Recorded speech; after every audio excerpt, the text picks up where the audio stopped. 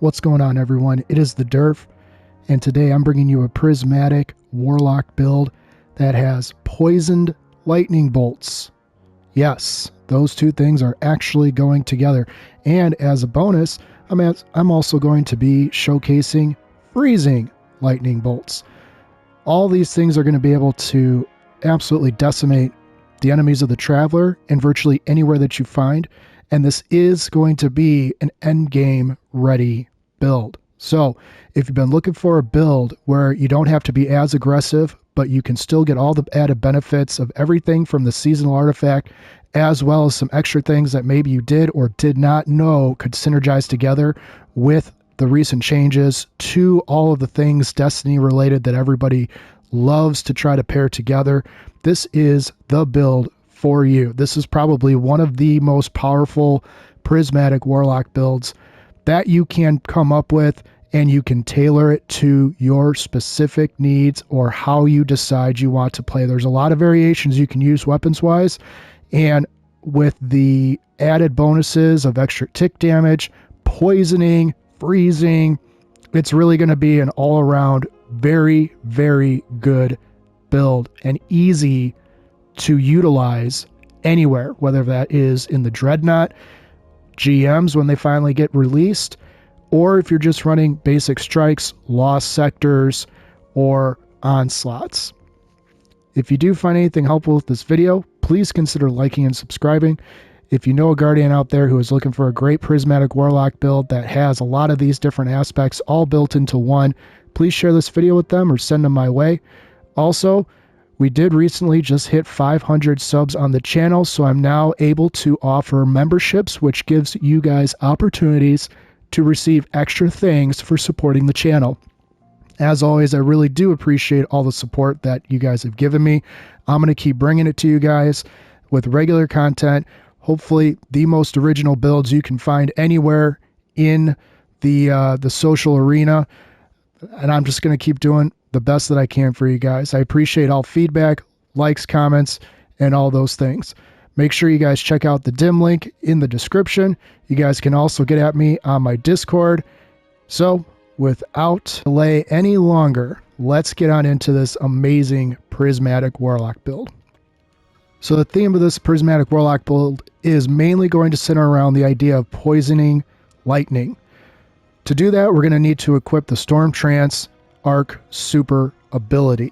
Roam around the battlefield, stunning targets, and jolting overload champions.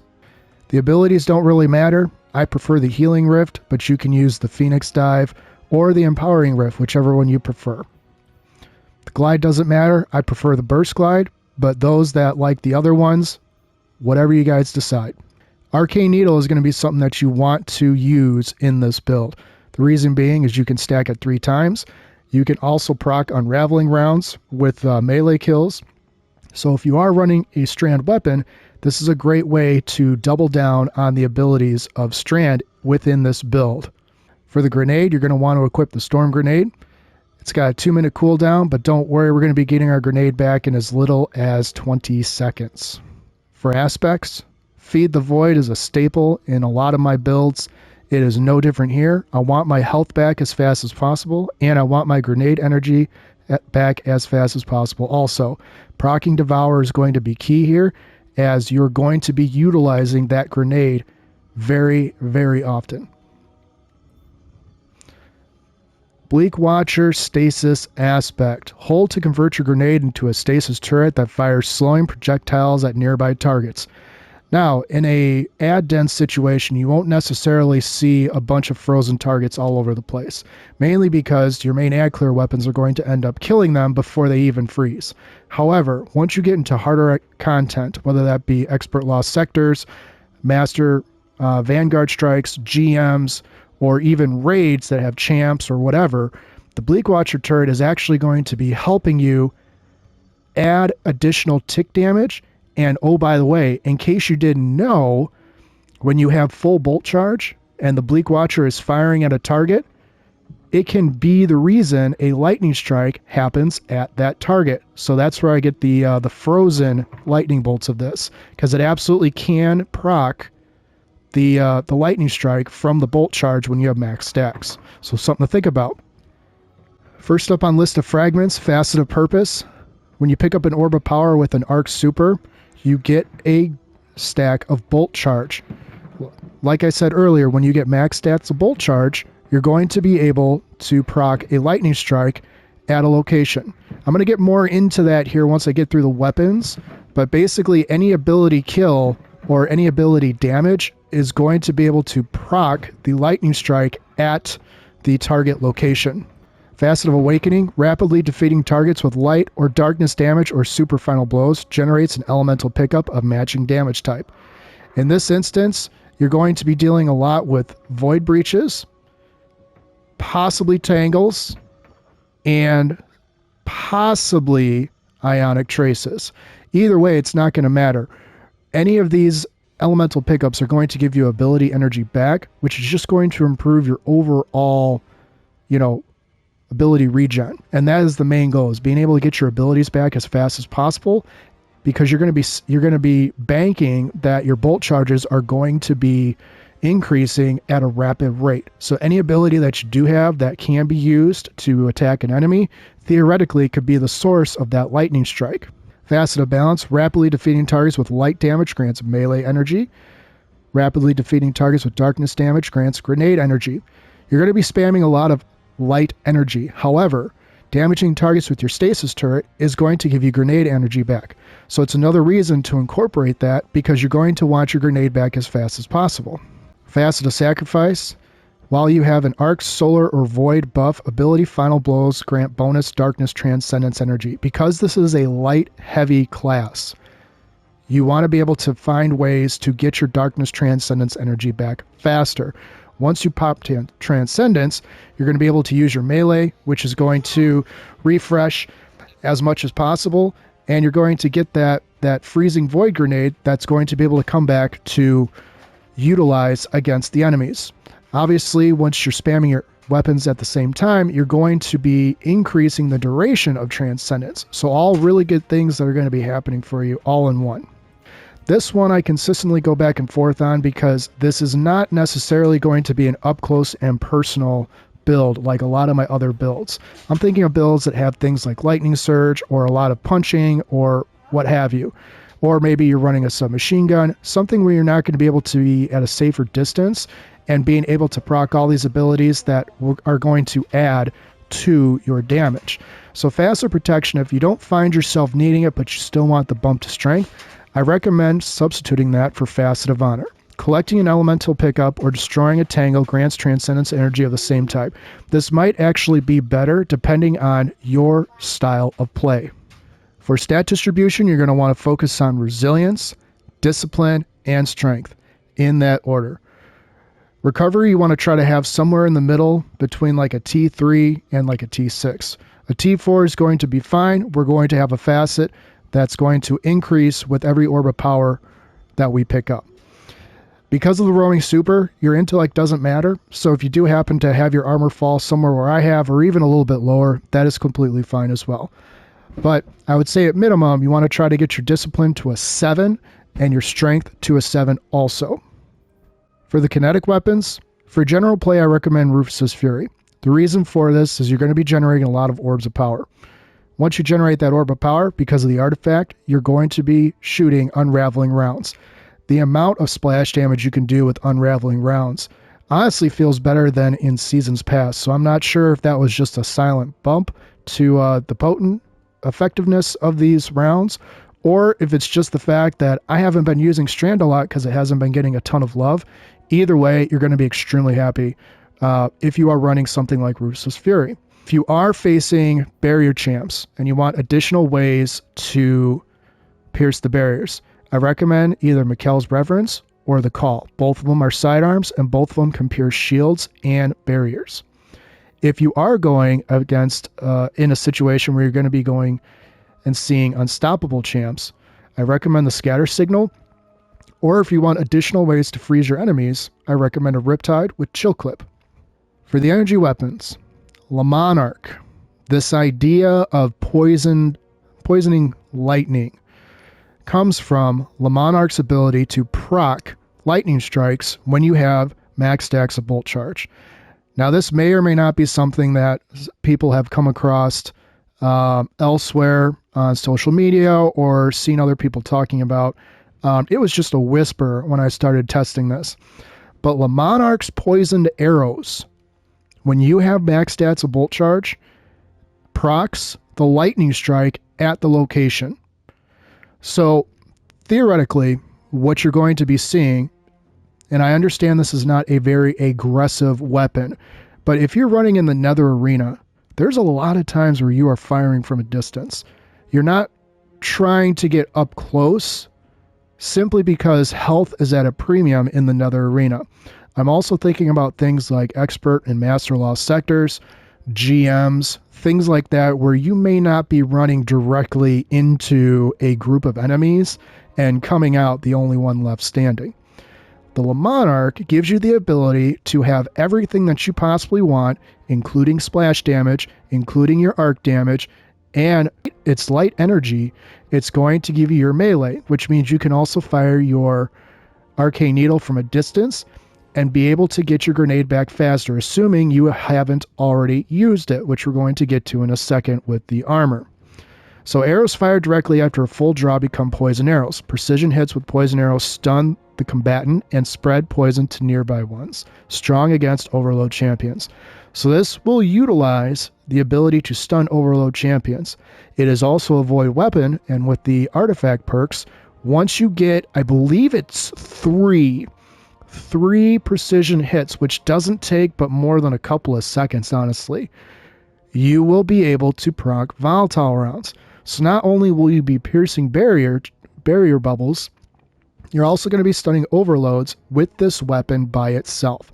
I understand this is not a run and gun type of weapon, but if you have not used Le Monarch in a while, or you have not thought about incorporating that into one of your builds, there's a couple of builds I'm going to feature in the future that are going to incorporate this bow as well. And I'm telling you, it is 100% worth getting used to the fire, reload, and draw time. Once you get that down, this thing is going to become one of your best friends. And with the catalyst, here's another reason. Rapidly defeating targets triggers health regeneration. Guardians and powerful combatants count as more than one kill. When I use this thing in another arena, I get my health back much more rapidly than if I'm running around with a weapon that I've got to get up close and personal that procs unrelenting as well.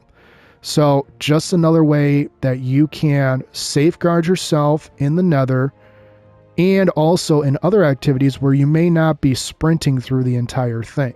If you did not want to use Le Monarch, Graviton Lance, and I can't believe I'm saying this, Graviton Lance is an excellent backup choice. The reason I say backup is because if you really need to rapid fire and you're in the Nether and you're not facing a lot of champs, or you're not concerned about shields and those types of things, you can absolutely put on Rufus's Fury or Mikkel's Reverence and clear out adds that way if you need to fire faster. And chances are, because you have picked up an Orb of Power or use an ability that generates an Orb of Power, you're going to have Unraveling Rounds anyways, so both of these weapons are going to have extra damage regardless. But if you didn't want to use Le Monarch for a bit, you can absolutely put on Graviton Lance. You will not get the poisoning effect that will start the lightning strike. However, if you do have ability blows, final blows with that within your build, I should say, you will still get those lightning strikes. But I'm telling you, this Le Monarch it's turned into a very nice primary weapon. For the heavy weapons, I strongly recommend Commemoration, Retrofit Escapade, or the Hammerhead. The reason is the same for all three of these. I want to be able to proc volatile rounds. I want to be able to pierce barrier champs, and I want to stun overloads. So, having a Commemoration that's easy to fire from a distance pairs well with Le Monarch, and also pairs well with the Rufus's Fury, which you can still fire from a distance, but it's more meant to be a closer firing weapon because of its high fire rate. If you did want to switch to Retrofit Escapade, you're going to have to get a little bit closer, but 4 times the charm and target lock are excellent options to craft this with. And the Hammerhead, is a very easy to control machine gun that comes with rewind rounds. Once you exhaust your magazine, the rewind rounds refills your magazine based on the number of hits that you have. So theoretically, you could fire somewhere in the neighborhood of, I don't know, over 100 rounds without having to reload. And that's going to make this weapon very powerful. For the armor, it's going to depend on what you feel that you want to do. I was experimenting earlier, so I still had this rapid weapon final blows harmonic siphon on, but your main siphon is going to be the void siphon. I also recommend putting on a heavy ammo finder and using the mod of your choice. Now, if you want to drop down to like for me, I've got a T9 in discipline and T9 in strength.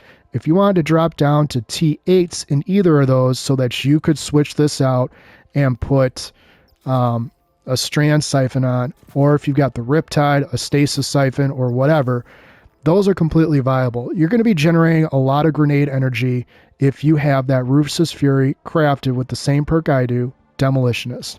So one of the other things that's great is in the next couple pieces of armor, I'm going to show you how your abilities can help you get your other abilities back. But basically, you want the Void Siphon at a minimum and probably the Heavy Ammo Finder. Alrighty, Gatorade Artist Exotic Gauntlets. Making another appearance yet again in one of my build videos. This one, no different. Consuming that arc grenade not only gives you that stasis turret, but it also gives you your arc buddy and also makes you amplified. So basically 3 different things are happening with one exotic piece of armor. For this, you'll notice I've got 2 impact deductions on here as well as a heavy-handed. The armor mods, the general armor mods, just put on whichever ones fit your play style the most. I put intellect on here. I can probably switch that to mobility if I want. It doesn't really matter. I'm not hurting for either one of those. It was just to fill the slot. You want the heavy-handed perk on here because you want to be able to generate an orb of power on a melee final blow. Remember, there is a 10-second cooldown, so you're going to have to use that as a cycle or as part of a cycle of using your weapons. But the key here is double impact deduction. It reduces your grenade cooldown when you cause damage with a melee.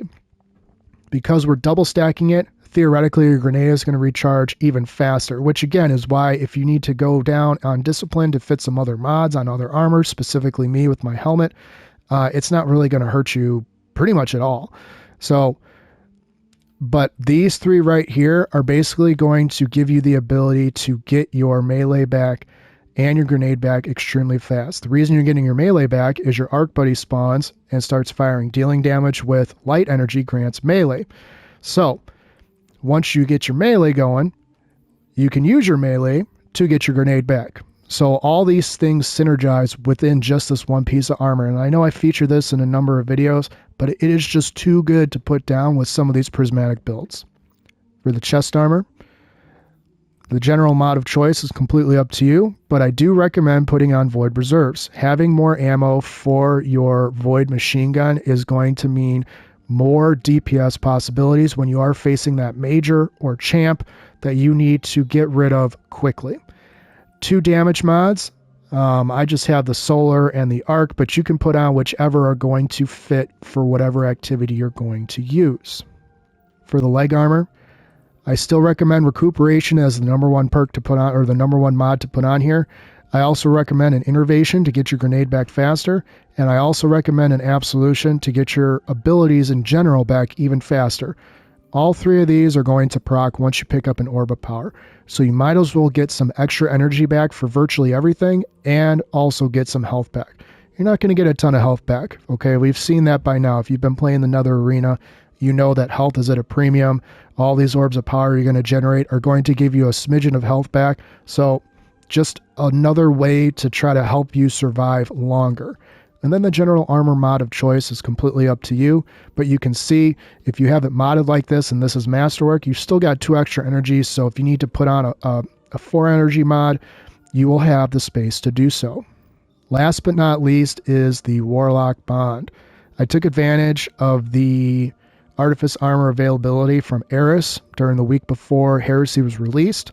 So I did take a +3 to strength to get some help there. However, because I dropped my discipline on my helmet mod to show you guys what you could do with it, I could also switch this over to discipline if I need to get a little bit extra, say if I was below a T8. Volatile Restoration is a staple in all my builds. I know you're not taking advantage of something like the Hellion or rapid healing with your healing rift. However, if you are using an empowering rift, or you are using the Phoenix dive, Volatile Restoration is going to give you those two things back even faster. Bomber is a staple in any build that features the Getaway Artist, quite honestly. When you use your class ability, your grenade cooldown is affected. And last but not least, Reaper. Shortly after using your class ability, your next weapon final blow spawns an orb of power. So all these things are going to, between the weapons and the armor, they're going to synergize with you being at a relatively safe distance, keeping yourself very potent, but not having to worry about enemies coming from every direction. In an onslaught, you could even theoretically use this build and you can just pick enemies off at your leisure and then go pick up your orbs of power and then just unleash super after super after super on waves.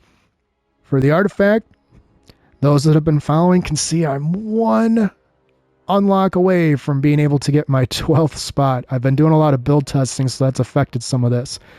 But in the first column, I've got Unstoppable Fusion, Overload Machine Gun, and Piercing Sidearms. The reason I have Piercing Sidearms on is because I can switch in and out from a Piercing Sidearm and not really have it affect my build whatsoever.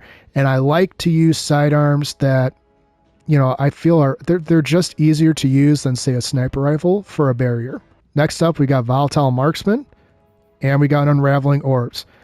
These two are pretty much never going to leave my builds, you know, assuming that they feature either one of these elements. It's just too good to get rid of for volatile rounds. And this one, I'm telling you, even if you use the call, you're going to see Unraveling rounds just going crazy, especially in the Nether Arena. When it gets pretty hairy, I mean, if you haven't experimented with Strand yet, I'm telling you, it's going to be worth your time. Hold the Line, Dielectric, and King's Vestige are all selected in my third column. With the machine guns, I want my reload speed and stability increased, and I want a little bit of healing with final blows. Defeating arc debuff targets grants bolt charge. Arc debuff targets also come from Storm Trance. Once you get your orb of power, you're going to get bolt charge, and then once you proc the lightning strike, it doesn't always happen, but sometimes it does give you back a stack of bolt charge. King's Vestige, defeating powerful Taken loads your weapon with Taken energy. The next time you fire, launch 3 Taken Seeker rounds that disrupt and exhaust enemies. This one I have been seeing proc more often since a couple of patches by Bungie. So if you haven't noticed it or you took this perk off from your builds, put it back on and see if you notice a difference. Maligned Harvest and Horde Shuttle are my next two selections. Maligned Harvest, again, is just too good to put down. Rapidly applying Volatile causes your next instance of void weapon damage to create a weakening burst. Whether that's Commemoration or your Le Monarch, you're doing this from a distance. So literally you can be proccing weakening, volatile, lightning strikes, I mean really anything from a distance with just a bow because of the way the artifact is built. That just makes it extremely fun to use and extremely safe to use, quite honestly. Horde Shuttle, damaging unraveled targets with a weapon, occasionally spawns a threadling. You're going to be using your arcane needle, so you will be unraveling targets. So once you damage that target and you unravel them, you will get you have the chance to see threadlings. Even if I don't pull out my Rufus's Fury or my Mikkel's Reverence or whatever, strand related, I do still occasionally see threadlings pop when I deal damage to a target that doesn't get killed by my arcane needle, and I finish them off with my Le Monarch or my Commemoration. So just something to think about. Heavy Ordnance Regeneration. You'll notice that because I don't have my last available slot used, I've chosen to run the Heavy Ordnance Regeneration first over the Void Flux. The reason for this is I want my grenade and melee regeneration back faster. I do sprinkle in my heavy machine gun regularly with ads and things like that, but also on bosses, you're using your abilities a little bit more frequently. And if you're laying into a boss, say a Tormentor, which we all love, you get those abilities back even faster. The only one that I'm going to put on with this build after I get the next unlock, which should be relatively soon, is the Void Flux. Defeating weakened targets with a Void weapon applies volatile to nearby targets. Powerful targets increase the radius of the explosion. So pair that volatile, spread with your poison spread, with your volatile rounds. I mean, and possible lightning surges or lightning strikes happening at the target's location from a distance. You're basically a walking debuff for enemies. And that's what makes a Monarch so versatile and why I've chosen to make this my main ad clear weapon. So that is the build. So what I'm going to do is I'm going to take us into Altars of Sorrow. I know there's going to be some debate on whether or not the Monarch really fits the bill for, hey, I want to main this weapon. And why don't you have a Void Loader mod on your arms? Well, the Monarch also comes with snapshot sights, which means you're not going to have any problems aiming down sight. So your reload speed is effectively just going to be your normal reload speed. But you can see it's not a slowly reloading bow, and the draw time is not so unreasonable that you can't get it down to a science. So when I go into altars, I'm going to show you guys how I'm using it. I'll also leave off the extra 10 just so you can see how getting your grenade back faster is going to essentially not matter between, plus or minus 10 in your build, to hopefully help you guys feel a little bit more comfortable with what I'm trying to do here and how it's going to help you guys virtually anywhere you find yourself. Again, if you're going into an activity where you know you're going to face unstoppable champs, absolutely put on a fusion rifle, Riptide, or Scatter Signal. But for everywhere else, you can run with the Rufus Fury, Mikkel's Reverence, or even the Call if you want to. All right, so I've just spawned in.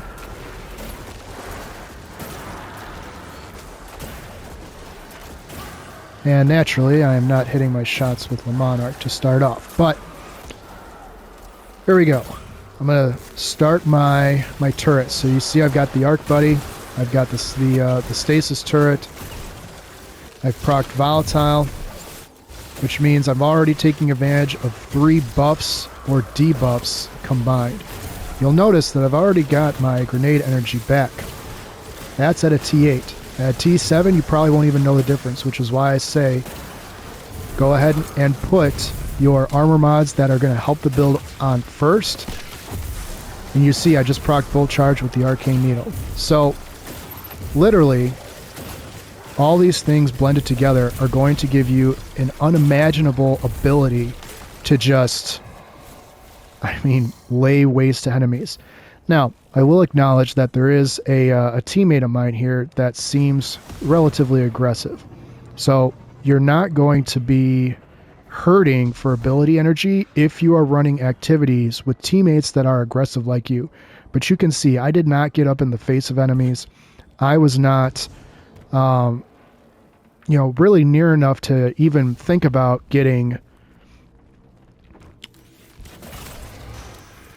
hit by an enemy melee. And you'll notice my bolt charge keeps going up and up and up with each kill, spreading damage with the poisoning effect and just laying waste. You'll notice that I've got the bolt charge completely ready. So I'm going to proc my Arc Buddy. You'll notice that the first shot that it took procced the lightning strike at the location. I couldn't tell you if that was the Stasis turret or the Arc Buddy, but I'm going to go with Arc Buddy simply because it is a little bit faster firing. But either way, ability damage regardless, and the Stasis turret is an ability, is going to proc that lightning strike when you have max stacks of bolt charge. You'll notice I haven't even hit my Transcendence yet, but I'm going to. And then, picking up things like Orbs of Power and whatever else are going to give me additional stacks of bolt charge. And you'll notice I've got the Unraveling rounds going. And I haven't even busted out my Rufus. I guess I can do that now to show you guys. You can see there's plenty of green all over the screen. I'm not hurting for ability energy. I'm not hurting for transcendence. Haven't even used my super yet, but that's something, again, you know, you're going to be able to cycle through these abilities so fast. I can't even give you an honest, like, hey, you should do this first, you should do that first, you should use this weapon first, you should use that weapon first. It honestly doesn't matter. And with the roaming super, you're going to be getting your super back extremely quickly anyway. Naturally, I popped it as soon as the event ended. But with only one other person that seems like they're working with me here, we didn't have any issues dealing with the ad density. We didn't have any issues dealing with the nightmares. And we aren't in the very first stage where basic weapons are going to take down nightmares. You saw I had to use some abilities. So in the Nether Arena, you know, and I'm just going to stand here for reference, you could theoretically stand back here and you'll see my bolt charge on the side is going to keep going up. I'm at 7, I'm at 9. Now I've got max stacks of bolt charge. So I'm going to use my arc buddy.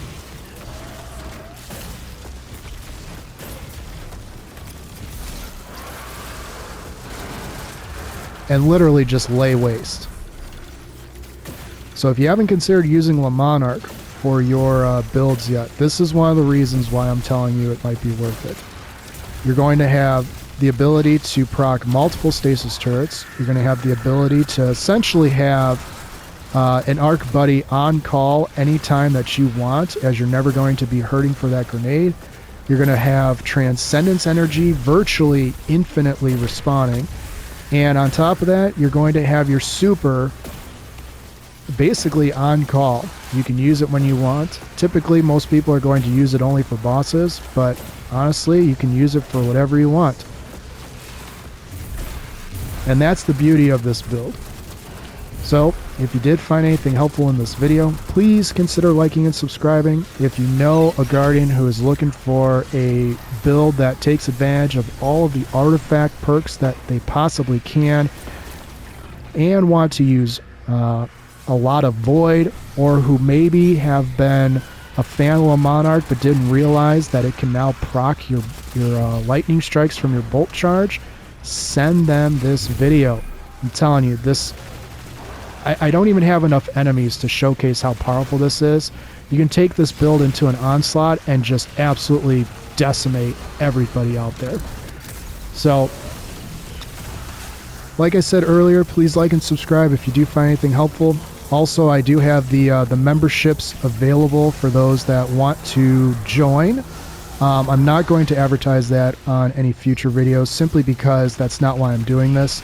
I just want to let everyone know that I'm extremely grateful for the support, positive vibes, and letting you guys know that you know, without your support and all your comments and feedback and things like that, I wouldn't even have the ability to offer memberships. But if it is something that you want to experience, I do have lots of extra things that I don't ever publish. Certainly my actual build test videos, process between, you know, deciding what works and what doesn't, how I decide, you know, what I consider to be a really good build and what is just more of a fun build that may not be super useful everywhere. Virtually, you know, you guys can see behind the curtain if you so choose. But if not, don't feel like you have to do anything. It's not going to affect the content I'm releasing, as I'm still extremely passionate about helping others. So anyways, guys, I got to get back to work here. I've got some other builds that I'm working on that I'm going to be bringing to you guys here in the next couple of weeks. But you guys enjoy the video, enjoy the build, and hopefully it helps you somewhere in the enemies of the Traveler. You strike fear in them, and I will see you guys next time. Take care.